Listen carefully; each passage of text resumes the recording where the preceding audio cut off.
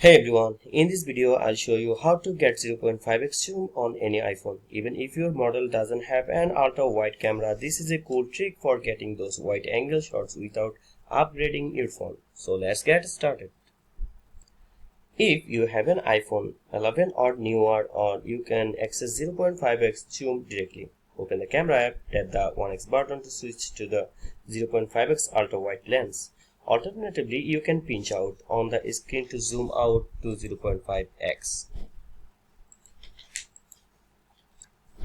If your iPhone doesn't have an ultra-wide lens, you can use third-party app like Camera 0.5x Zoom from the App Store. Download and install the app, open the app and start recording with the 0.5x zoom effect. You can also record video normally and add the wide angle effect during editing. Use an app like CapCut or VN to apply the effect. And that's it.